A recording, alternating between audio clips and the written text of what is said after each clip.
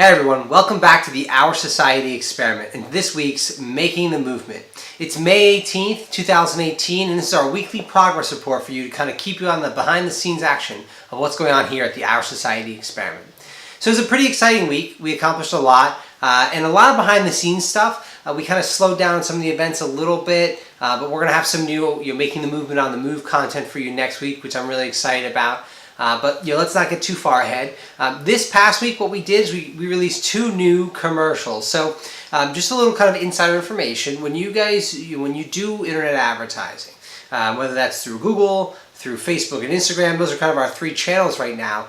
You do something called A/B testing, which is essentially you test 2 ads that are similar but have slight differences. And you test them, you put a pool of money in, into each video, and you test, or ad in the case of Google, a text ad, and you test how they're received, how many more clicks one gets than the other. Then you take those lessons, and then the next week you release an updated video, or update the targeting of the audience you're seeing. But you change 1 or 2 things, and you kind of constantly improve your ads to see which ones are getting better. So, for example, in this recent past week, we wanted to show our society to 2 types of people.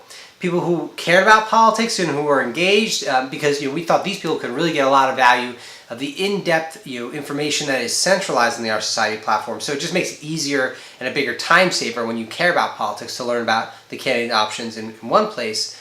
And then a second group that was not engaged, so people who don't like politics, and then we focused on that video. We focused about how easy and convenient it was. I'll link to the 2 videos in the comment section below. I'll pin a comment so you can see them for yourself and kind of check them out. And so we learned something, right? We learned that the unengaged users are clicking on the video more despite us putting actually less money into that advertisement. So really interesting there. So now we have to kind of go back, reevaluate over the weekend.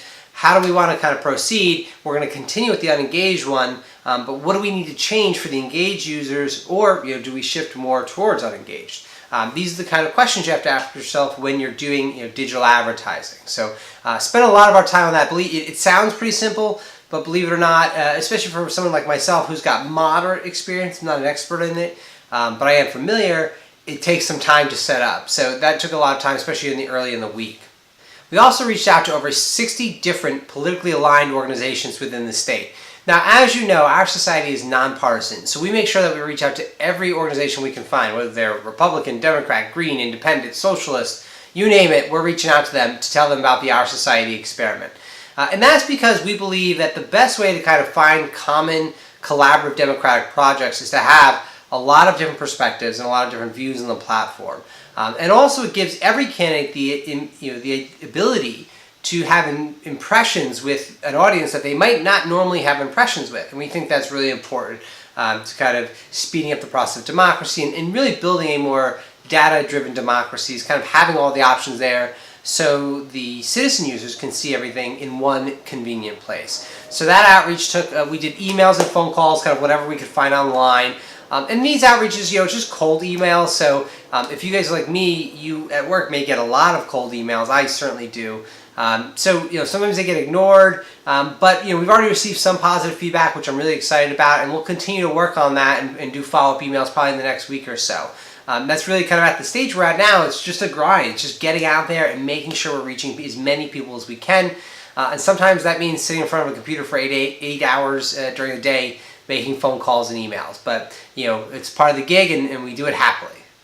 Another thing we did was we spent time reevaluating our algorithm and kind of improving that. So as you're aware, or if you're not, our society is in a live beta. So if you haven't already, sign up today. But we're continuing to improve the platform. So we spent a lot of time working on the algorithm, just tweaking it a little bit, and then we'll continue next week with our existing roadmap.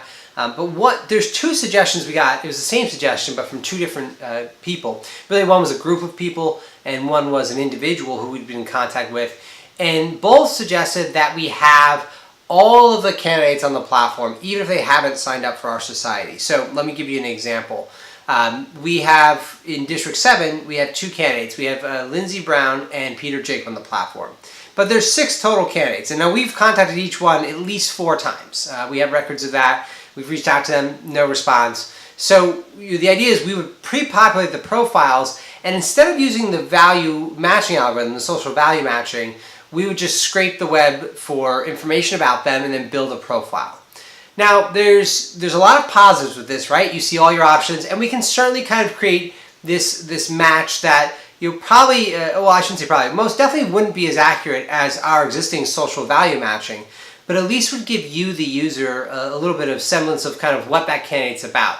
So that's something that's kind of on our radar now, and we're very, genuinely interested in doing.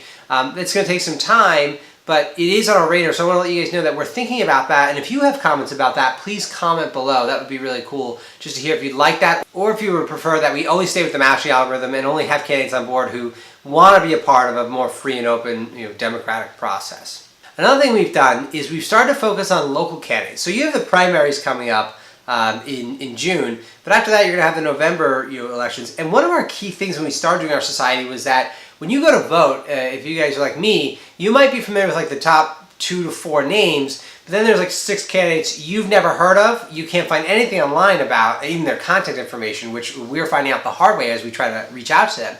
So now begins our huge push to kind of get these local candidates on board the OurSociety platform. Town committee, town council, any school board elections, there's no real mayoral elections to my knowledge at this moment, but freeholder elections, getting these people on the platform to get more exposure. So if you know anyone running for town council, please let them know about the OurSociety Experiment. They can contact me personally. You can do info@oursociety.org and let us know, because we want to get them on there. We want to help them onboard the platform. Reminder, we have Google Grants. We're spending money on advertising every month.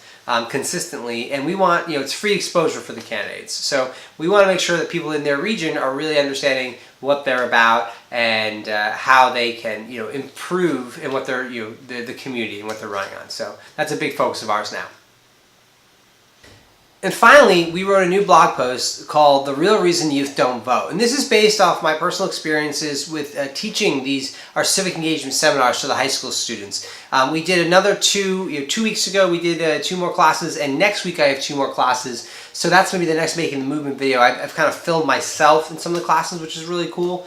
So you'll have an opportunity to kind of see what we're doing.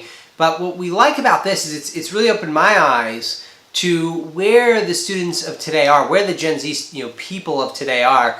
And I will tell you, I'll summarize the article in one sentence. They want to be involved. This is not traditional voter apathy as often described, that they just don't care. That's not true.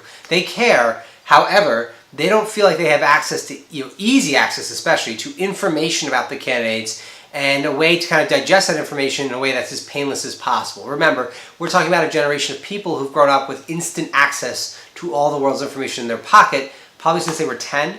So, I mean, that's how old smartphones are. They're about 10 years old. So that is a pretty dramatic paradigm shift compared to many of us who may be watching this video. So again, that's really what our site is trying to do, is make politics easy and more digestible for the average person, so they can make more intelligent and more aligned voting with their own personal values. And that's something that's really critical for us in our mission. So thank you so much, as always, for tuning into the OurSociety Experiment. I have one small favor to ask you. If you haven't already, if you haven't created an account, obviously make sure you create an account, but more importantly, tell someone about the OurSociety Experiment. We cannot do this without you. This is a social project, and we must have a collective buy-in. Otherwise, it just won't work. I mean, if we're making incredible tools for the community. It's a social project for the social good, and we're really passionate about that, but we need buy-in. And more users on the platform excites candidates to be on the platform. That's our biggest challenge, is candidates don't really want to be on if we don't have a lot of people on, and we don't provide a lot of value to users if we don't have a lot of candidates on. So this is kind of the paradigm we're stuck in, and we really want to continue to improve. So please share the OurSociety Experiment with someone if you haven't already. Tell them about what we're doing and get them to sign up and make an account today at beta.oursociety.org. Thank you so much for tuning to this Making the Movement. We'll see you guys next time.